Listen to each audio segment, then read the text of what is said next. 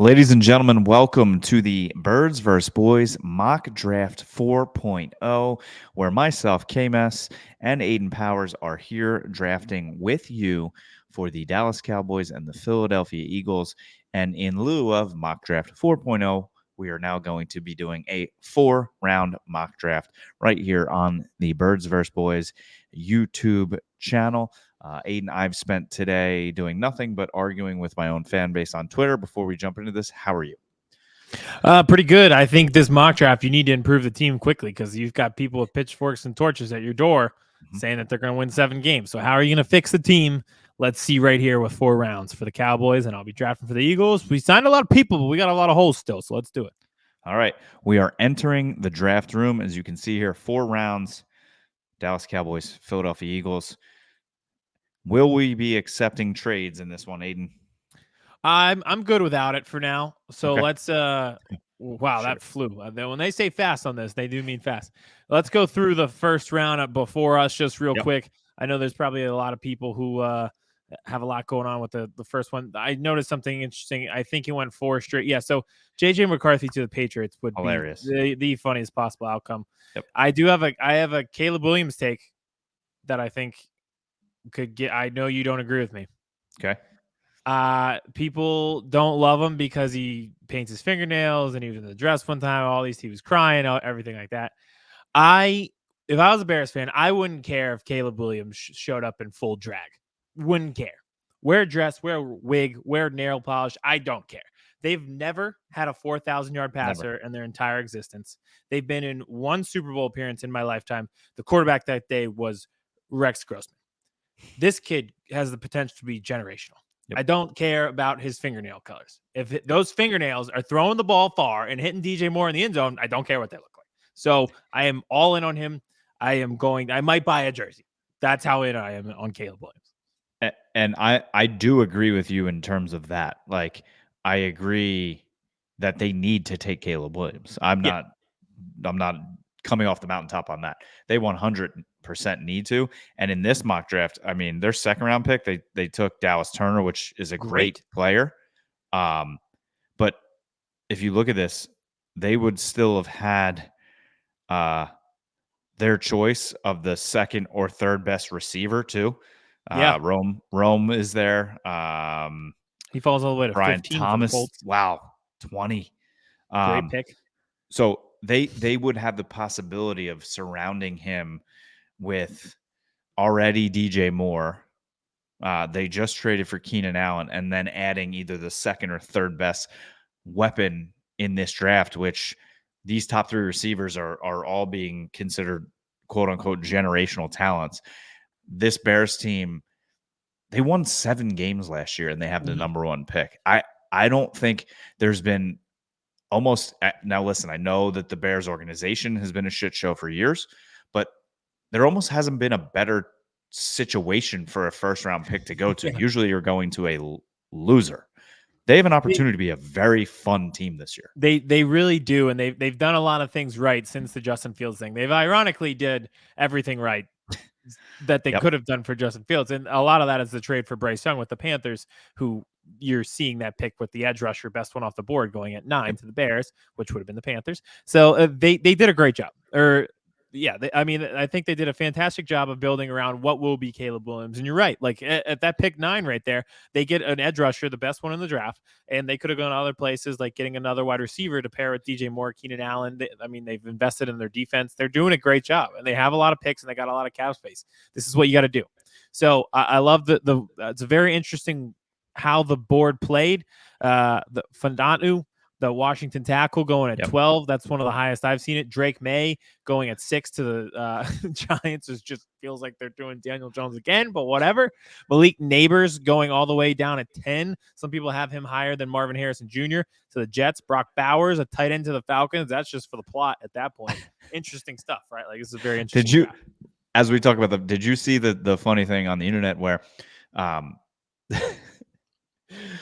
they were oh my God, what's his name? What's our favorite tight end's name in Atlanta? Kyle Pitts. Kyle Pitts was saying, what do you oh my God. Kirk Cousins was saying, what do I need to give for 8? And Kyle Pitts was like, targets. Targets. And then Kirk Cousins was like, all right, I'm wearing 18. Yeah. Change number. It's like, so I'm just going to throw it to Drake London now. Oh, poor Kyle Pitts, man. Oh, free Oh, Kyle Pitts. God. That's my. All right, let's go through here. Who else we got here? Brian Thomas dropping to 20. I love this kid out of Oregon State. That's a great pick by a lot of tackles. Mims, Latham, Jackson Powers. This is a bad run for the Dallas Cowboys right here. I was gonna say, so this is why we do this. This is how the board falls, and I see some names here that would have benefited both of us. I saw Jackson Powers Johnson mocked to the Cowboys. I saw Marius Mim mocked to the Eagles. They Mm-hmm. both go off the board early. Does that mean our teams try to make a move and trade up a little bit in this draft, or are people off the board and they start to trade back? Do we trade with each other? Is there someone at 22 the Cowboys want to go up to? I will go ahead and make my first pick. I think there's a lot of interesting names on the board, and it felt kind of rough in terms of offensive linemen, and I think they would go. We talked about this. We do this every fucking show. People are so tired of hearing me say this, but this team cares about the trenches and cares about infrastructure on the line. They're going to do defensive line or they're going to do offensive line like this. If it falls like this, listen, I could see them taking a corner because of how desperate they are at the position. Nate Wiggins is the best cover corner in the draft. Cooper DeJean, I know it's the white corners, and that's like a anomaly in this day and age, but he is so versatile that you could see that as well.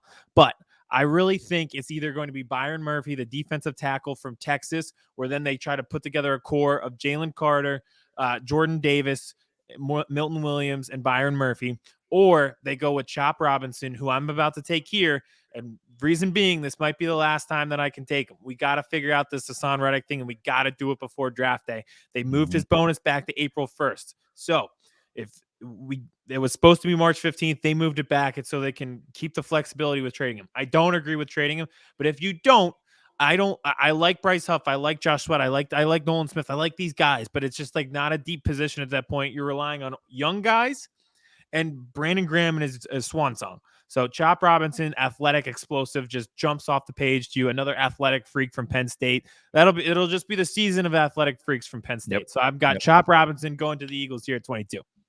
Love it. Hate it. All at the Love same it, time. hate it. All right. Let's do this. He's got everything that you have in Hassan Reddick. Maximizes his burst through twitch and explosiveness. That's like Hassan Reddick to a T. So if you're planning on trading him. So Bo Nix? So Bo Nix. Thank you. Chop Robinson to the Eagles. All right. Ooh. Since we are that's Bo Nix went the pick after to the Vikings. That's perfect. All right. So the way that the draft is setting up for the Dallas Cowboys, unfortunately, with how they're handling this offseason free agency is I feel like they're going to be forced to draft for need and not best player available. They have holes to fill, lots of them. Offensive tackle, center, linebacker, running back, D tackle. You could add a corner, add a safety. They only have 7 picks. So this needs to be the draft of getting good players at positions of need and having impact players right up front. I see 2 players here. I see multiple players here that I would love to pick. I think Nate Wiggins would be a great addition to the cornerback room. Like you said, Cooper DeJean, I would like an upgrade at safety. Byron Murphy, please, right? I mean, we're always complaining about run stuffing, teams running it down your throat. He's a Texas guy. I could see him being picked there. But again, this offensive line is such a need right now. Tyron Smith heads to the New York Jets. So you're losing a generational all-pro, first ballot Hall of Fame left tackle. So what do? Right? You have a all-pro guard in terms of Tyler Smith that we've seen him play tackle, so you can kick him out to tackle. They have Hoffman, who we saw play 1 game at center. TJ Bass has played guard. So they could move Tyler Smith out to tackle, figure out guard, and draft a center, or they can just keep Tyler Smith at his all-pro position at guard, draft a tackle, which I think they are more apt to do. I really like Graham Burton out of Duke, and I think he is projecting to kick in at center. He played all 5 positions at Duke. He's played guard. He's played tackle. He has not played center since his freshman year. There's not much tape, so it's a lot of projecting, right? And I feel like center is a hard position to project, and he's also just a mammoth of a human. I think, and I've seen him mocked here a lot, Tyler Guyton, Yep. the tackle from Oklahoma, 6'7", 322. He's just a mass blocker, great length, great reach. This is kind of replacing Tyron Smith with Tyron Smith, kind of. But Hopefully. the only issue here, Aidan, is he played all of his time at Oklahoma at right tackle. So he's going to have to make that shift unless you put him at right tackle, you put Tyler Smith at left tackle, you play Hoffman at center, you move TJ Bass, and then you say, Terrence Steele, we have to have a conversation. That's also an option. But I'm going to take Tyler Guyton here just because I think the need for tackle on this team is so dire right now that he's there and he's going to be the option.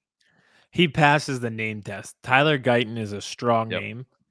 He sounds like a hooper, to be honest. He does. Tyler Guyton sounds like a guy who gets buckets. So I got my tackle, Aidan. Here we go. Some names coming off the board in the second round. There's still a lot of value here in the early second round. I wonder if our teams try to move up since some of us has 2 picks in the second round. Thank you, Saints. That Aidan, hurts my soul beyond belief. Yes, wow, that sucks. Edgerrin Cooper, the linebacker off Bowden. Edgerrin Cooper, the Colts 46. That sucks. This is a guy, there's no smoke screens involved with it. They've talked to him at the Senior Bowl. They've had a top 30 visit with him. The Eagles are interested in Edgerrin Cooper. It sucks. Adisa Isaac is someone I've taken in past mock drafts. He's off the board right there. That sucks as well. So let's get into people that Jordan Morgan. Yeah. So that's just, it's a lot of people that we like that are right off the board. So let's go over here. Let's take a look at what we've got left. Michael Penix Jr. is still on the board at 50. I don't think that'll be the case come draft day. So let's take a look. You never know. Somebody could come up. You have 50 and 53. Someone could come up in this scenario to try and grab Michael Penix Jr. in the spot for the Eagles. Trade with me. All right. Let's take a look here. So let's go defense real quick. Just somebody I just saw that is there that I can't believe is there. Continue. All right, hit defense for me. Let's see what we got. I might load up on defense today. I think there's still some names here that we could take a look at.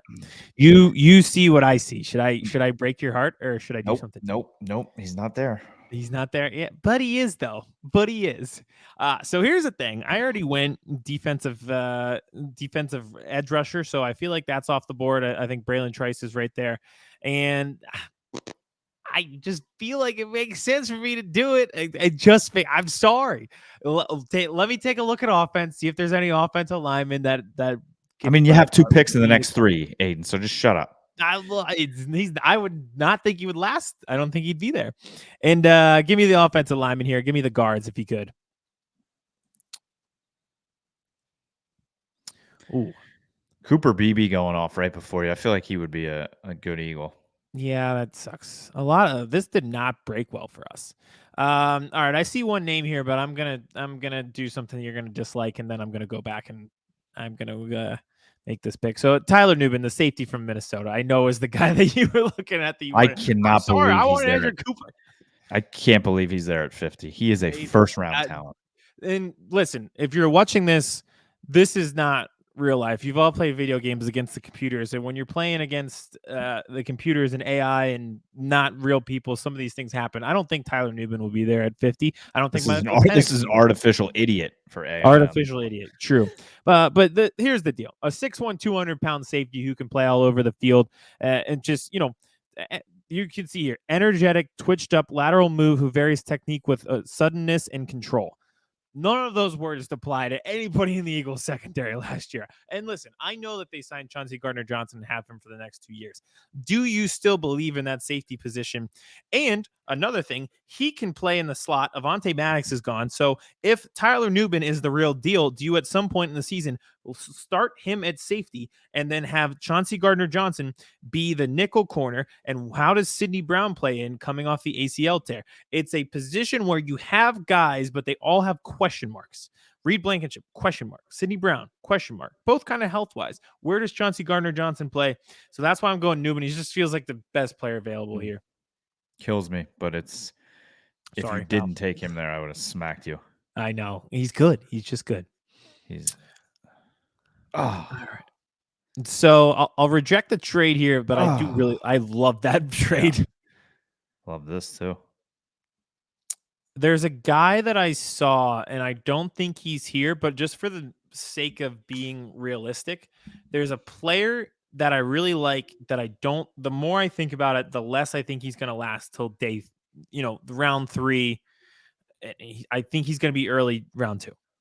He would have been day 1 for sure, no doubt about it, if it weren't for an injury. If you could go back to the offensive guards, the offensive guard for Michigan, Zach Stinter, captain of the team, played all the time, absolute mauler on that offensive line. He's kind of reminiscent of Landon Dickerson, where he was the best offensive lineman on the team, gets hurt late in the season, so he kind of drops to the second round. I don't think he's going to last till round 3. I just don't. So this feels like a reach in terms of how they have him mocked here, but I just don't see him lasting to round 3 to day 3. So at pick 53, I've got the Eagles taking Zach Stinter.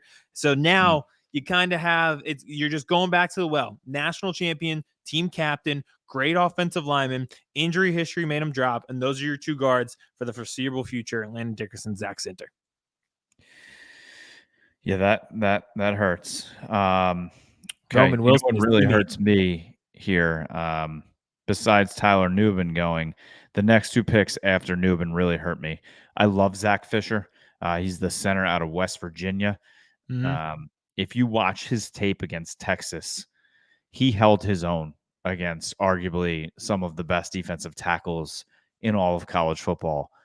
Sweat, he held his own. I think he's going to be a phenomenal center. And then Trey Benson, I have him as my running back 1, with Brooks coming off the ACL. Even though it did come out today that the Cowboys doctors did the ACL surgery and they're having a 30 visit with him. Where have I heard that before? The second round Cowboys blue chip special, grab an injured guy, guarantee it's coming in Brooks, which he is a great running back. Let's see if he's even available right now. Probably not. Yes, he is. Hey now. All right, let's see who else is here. Good running backs. Yeah, there's a lot of good running backs there. So let's see. Well, we have a defense too, linebacker. Junior Colson's there. Ooh, they do love him. I see a few names that we like. Jeremiah Trotter. These linebackers have been falling. Have you noticed that? These were all getting early second round, and they're just nature of the position, right? Yep. Like it's just it's how it always falls. It seems like every year that's you fall in love with these linebackers, and then there's just too many other positions of need. You always want that dream car, but there's always a project around the house you got to complete before you can buy the dream car. Yep. So you mentioned how the Eagles build lines, offensive line, defensive line. Got my tackle, Tyler Gutton, in the first round. We saw Jonathan Hankins leave for Seattle. The difference in terms of the run defense with him on or off the field was staggering. I think it was actually over 1.5 yards difference when he was not on the field. We don't know what Mozzie Smith is. He dropped 45 pounds this year. He needs to get back up to that 330 and bulk up, but they don't have one of these massive 6'4", 366-pound, absolute massive interior defensive who renders him almost immovable. With good burst and size. This is the type of guy that I want anchoring the middle of this defensive line. It's somebody that's going to help stuff the run, eat up double teams, so then you can have your edges flying off and being able to do what they do in terms of Micah Parsons and Sam Williams. So I'm going to go to Fondre Sweat here, the defensive tackle out of Texas. Again, Texas boy, stays home. and I think that would be an incredible addition to this defensive line for the Dallas Cowboys.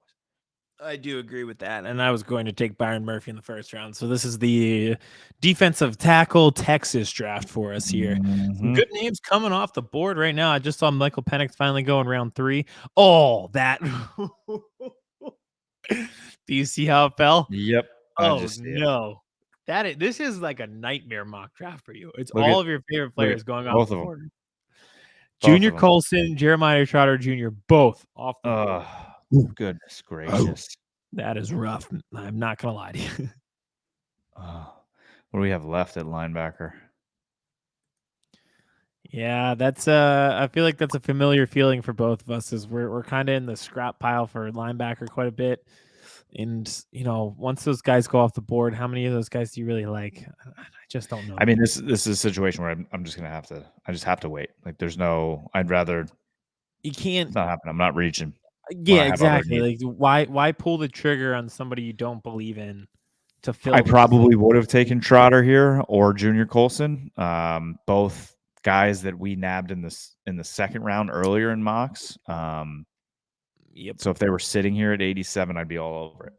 I think thought this is probably the time where I'm going to have to go running back. And there's 3 names here I like. Now, you might say Audric Estime, my guy in Notre Dame.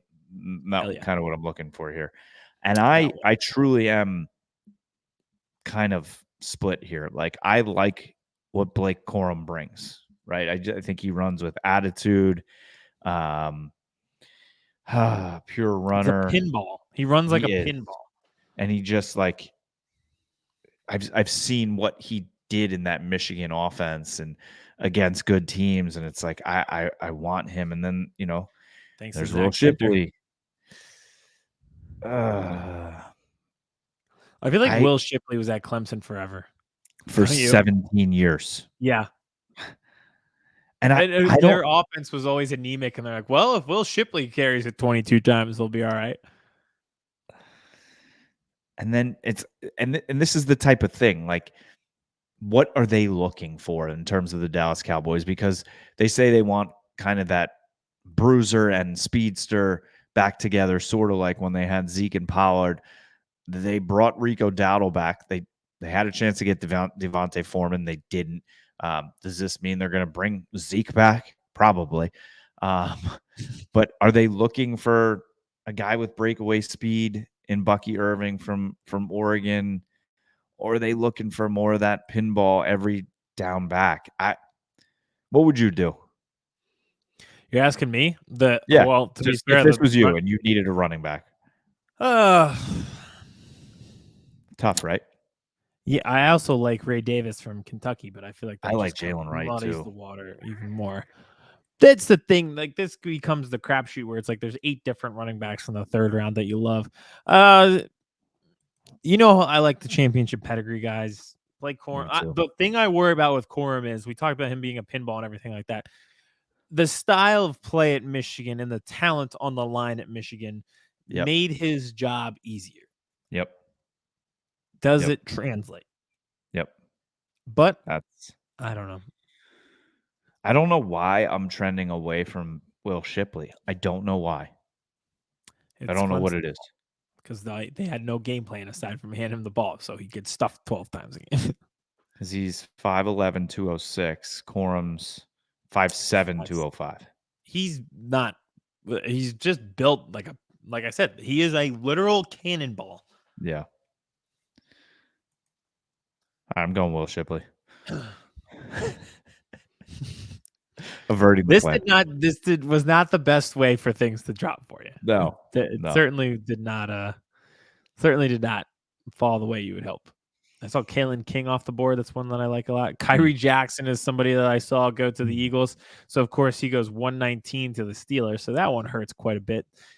So let's look at everything that we've got here and just take a look at positions of need here for the Eagles as well. So linebacker is obviously going to be a position of need, and they never dedicate in the 1st or 2nd round.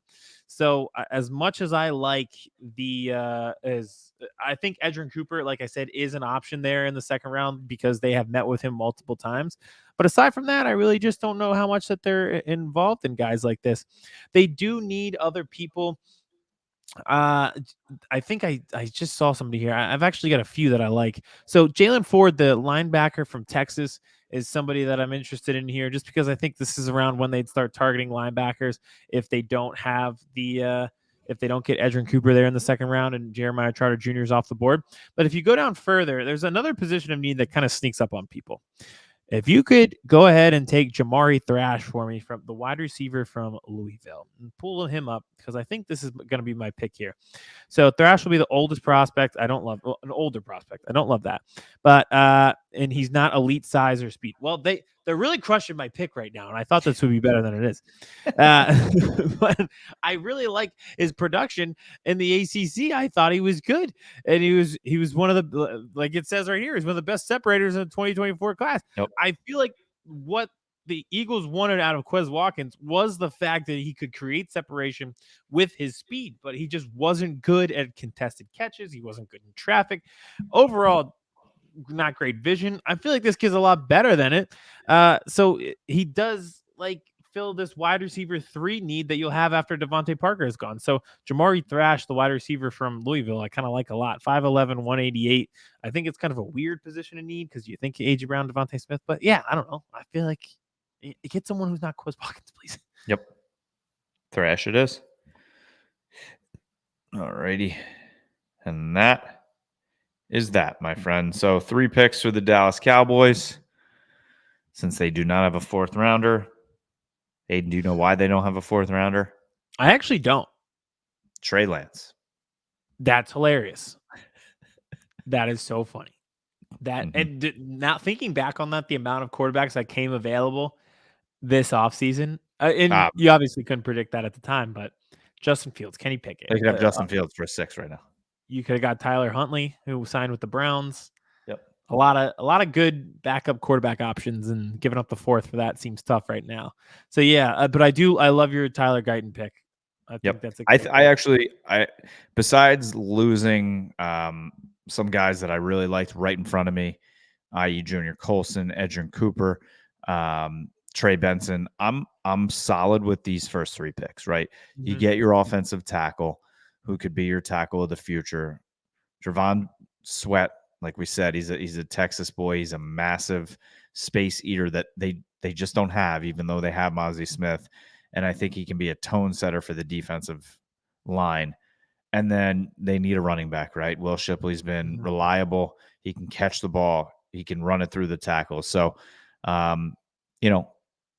did I lose some guys that I would wish could be on this team? I would love Trey Benson on this team. I would love Junior Colson on the team, but I would take these 3 picks. Yeah. Yeah. Over to the Eagles. So we had 4 picks here. I really like the way that this turned out, considering I saw some names off the board that I thought were going to be there in every single round for me. So Chop Robinson, the edge from Penn State, this almost comes with an asterisk. Between now and the draft, we're about a month away, month and a week. They'll figure out the Hassan Reddick thing because they have to. So will Chop Robinson be an option if Hassan Reddick stays? No. If he is traded, absolutely. I love the Zach Center pick. It just feels like Landon Dickerson all over again to me, and he can play right guard, and again multi-positional. I think he played center at some point for Michigan as well. So Cam Jurgens, Landon Dickerson, Zach Center just pulverize people with the big husky Big Ten fellas and the national champion Michigan. Alabama. I love that pick. Newman was your guy, and Jamari Thrash. They hated the pick, but I kind of liked it. I think we both did good in terms of losing guys right in front of us that we both wanted. This is the realistic part of it, is having to pivot. You have everyone has a plan. You can punch in the mouth. Everyone has a plan until Marius Mims off the board. Amen. Perfect timing. 30 minutes. This is what we do. Mock drafts, Birds vs. Boys.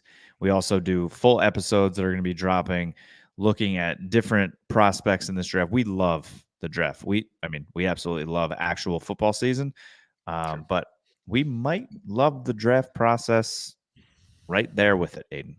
It's our one chance to fix the team.